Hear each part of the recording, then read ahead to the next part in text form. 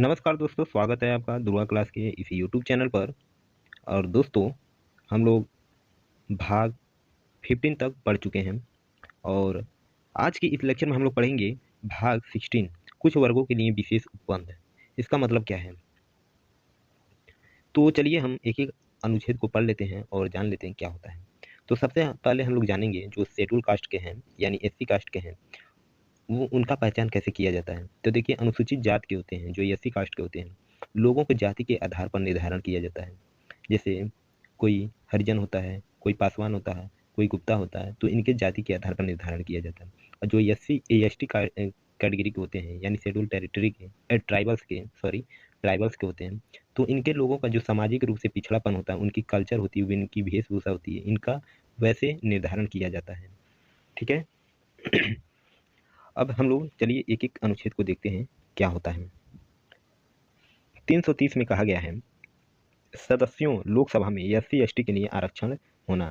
Reservation की बात की गई है, यानी लोकसभा अनुसूचित जाति एससी और एसटी के सदस्यों की जनसंख्या के अनुपात पर, यानी इनकी रेशियो के आधार पर ही इनका प्रतिनिधित्व करने के लिए लोकसभा में रिजर्वेशन की बात कही गई है।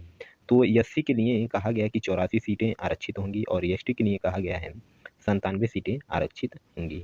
ठीक है। 331 में कहा गया कि लोकसभा में 2 एंग्लो इंडियन राष्ट्रपति द्वारा मनोनीत किए जाएंगे।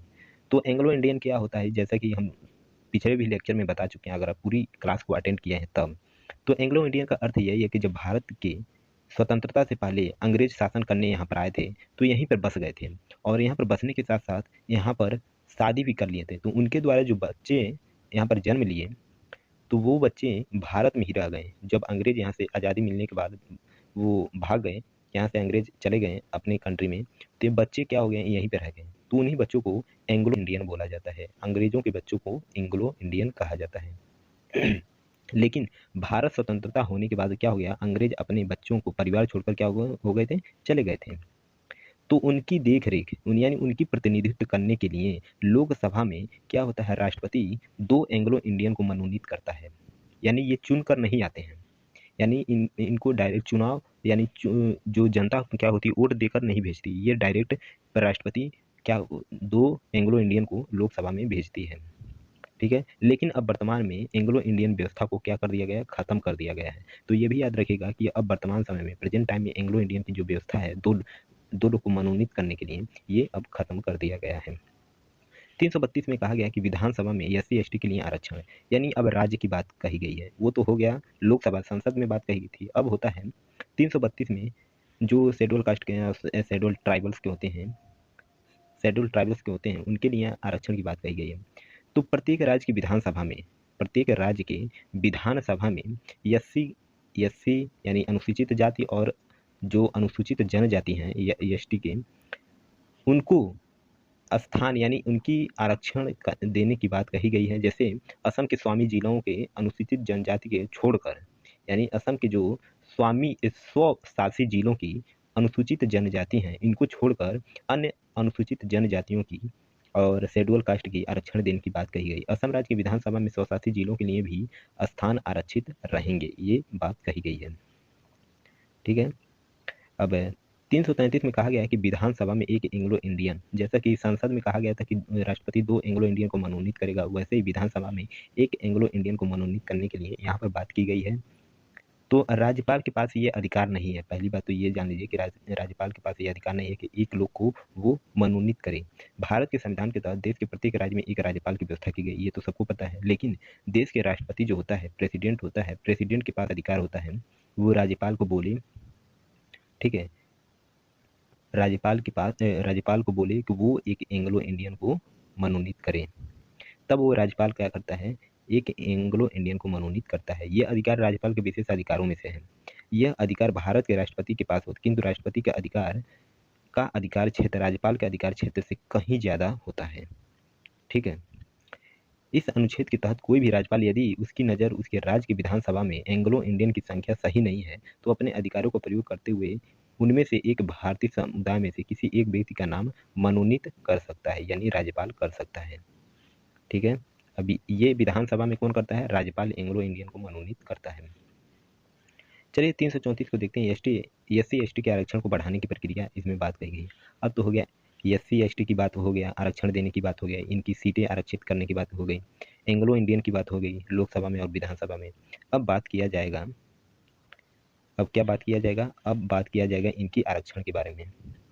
तो वर्तमान समय में SC ST की जो आरक्षण है 2020 से 2030 तक बढ़ा दी गई, यानी 10 साल तक बढ़ा दी गई है। तो जब संविधान बना था, ये याद रखिए, जब संविधान बना था तब SC ST के लिए, SC और ST के लिए 10 साल के लिए आरक्षण रखा गया था, लेकिन संविधान में संशोधन कर करके 10 साल तक, 10-10 साल तक बढ़ाया गया है। ये याद रखिएगा। डॉक्टर भीमराव अंबेडकर के विचार क्या था वो भी जान लीजिए इसमें। उनका विचार ये था कि महज 10 साल के लिए आरक्षण लागू करके सामाजिक जो सौहार्द है उसको लाना था, लेकिन यह पिछले 7 दशकों से ये जारी कर दिया गया, कंटिन्यूसली ये 10-10 साल तक बढ़ा दिया जा रहा है, जबकि अंबेडकर जी का ये विचार नहीं था, केवल 10 वर्षों के लिए ही था।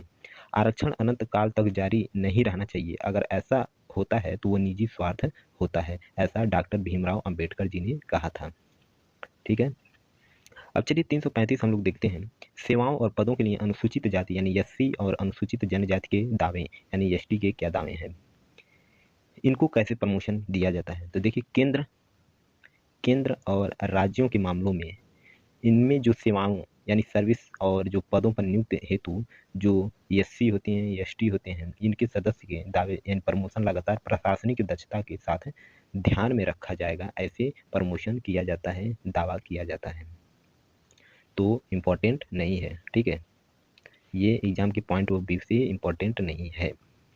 अब चलिए 336 में कहा गया कि एंग्लो इंडियन का पदोन्नति मतलब प्रमोशन, 336 में विशेष प्रावधान ये अब खत्म कर दिया गया है, ये भी याद रख लीजिए। एक अंग जो एंग्लो इंडियन का समुदाय है, इसका अर्थ तो हम बता दिए हैं, लेकिन 2011 की गणना में बात करें तो 296 लोग ही एंग्लो इंडियन की पहचान की गई थी, यानी भारत में 296 लोग ही एंग्लो इंडियन थे। ये भी कब, 2011 की गणना में। भारतीय संविधान जो अनुच्छेद 331 है, इसके अनुसार भारत के राष्ट्रपति लोकसभा में 2 एंग्लो इंडियन की व्यवस्था की गई थी, लेकिन अब इसको भी समाप्त कर दिया गया है। तो ये तो समाप्त हो गया, इसके याद करना तो करने के लिए कोई उचित ही नहीं है। अब 337 क्या कहता है, ये याद करने योग्य है कि नहीं, ये देख लेते हैं। एंग्लो इंडियन का शिक्षा ग्रहण करना, तो भाई जब एंग्लो इंडियन है तो इनका शिक्षा ग्रहण करना इनमें उचित है, और ये भी याद कर लीजिए। इनमें शिक्षा देने की बात कही गई, यानी उनकी एजुकेशन की पढ़ाई कौन उठाएगा, ये सरकार के ऊपर निर्धारित की जाती है, ये सरकार इसको व्यवस्था करती है। एंग्लो इंडियन का जो एजुकेशनल शिक्षा ग्रहण करने की जो अधिकार होती है एंग्लो इंडियन का, वो सरकार देखती है, चाहे राज्य सरकार हो चाहे भारत सरकार हो। 338 कहता है सुप्रीम कोर्ट आयोग का गठन करना। तो यहाँ पर SC का मतलब ये मत समझ लीजिए कि सुप्रीम कोर्ट है, ये अनुसूचित जाति है, इसीलिए पहले ही बोला हूँ कि सुप्रीम कोर्ट, तो शायद आप कंफ्यूज हो गए होंगे। लेकिन है यहाँ पर शेड्यूल कास्ट का, यानी अनुसूचित जाति आयोग का गठन करना, इसका मतलब क्या है, चलिए देख लेते हैं। SC आयोग के गठन की आवश्यकता इसलिए पड़ा कि जब समाज में SC वर्ग के लोगों को सामाजिक प्रताड़ना, सामाजिक पीड़ा, सहायता, इसके लिए जल्द से जल्द इनका इलाज हो सके, इनकी सहायता मिल सके, इसलिए इनका SC आयोग का गठन किया गया। ठीक है, गठन किया जाना चाहिए। और SC आयोग में ये भी ध्यान दीजिए, जो SC आयोग होता है इसमें 7 लोग होते हैं, 7 सदस्य होते हैं। इस आयोग के अध्यक्ष नियुक्ति कौन करता है, प्रधानमंत्री की सलाह पर राष्ट्रपति करता है, दूसरा पॉइंट। तीसरा पॉइंट है कि इस अध्यक्ष की कार्यकाल 3 साल तक ही होती है। चौथा पॉइंट ये है कि अध्यक्ष की शक्ति एक मंत्री के बराबर होती है, एक मंत्री के बराबर होती है भाई, ये ध्यान दीजिएगा। जो SC आयोग की जो अध्यक्ष होता है वो एक मंत्री के बराबर होता है। अब 338 क्या बोला गया है ये देख लीजिए। 338 अनुच्छेद का ए क्लॉज क्या कहता है कि ST आयोग का भी गठन किया जाना चाहिए। जब SC का हो गया तो ST का भी गठन किया जाना चाहिए। और इसमें कितने सदस्य होते हैं, 5 सदस्य होते हैं।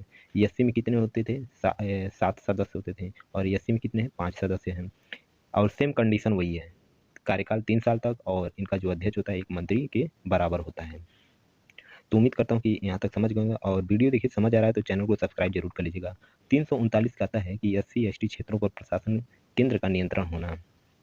इसका मतलब है जिस क्षेत्र में SC या ST कि लोग बहुसंख्यक में रहते हैं, तो वहाँ के क्षेत्र पर केंद्र सरकार का नज़र होता है, यानी केंद्र सरकार का प्रशासन प्रक्रिया किया जाएगा। जैसे अंडमान निकोबार हो गया, अंडमान निकोबार में कौन सी बहुसंख्यक में रहते हैं? एससी कैटेगरी के रहते हैं, ट्राइबल्स होते हैं, वहाँ जनजाति ज़्यादा रहते हैं, तो इसलिए वहाँ पर केंद्र सरकार का नियंत्रण होता है।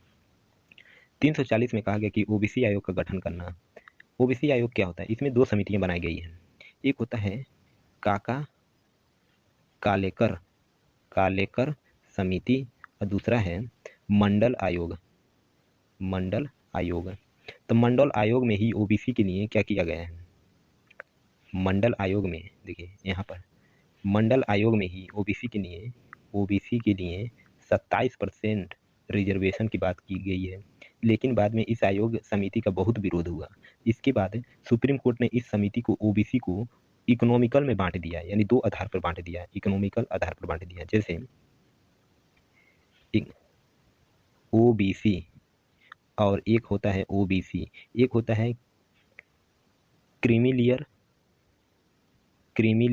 एक होता है नॉन क्रीमी लेयर।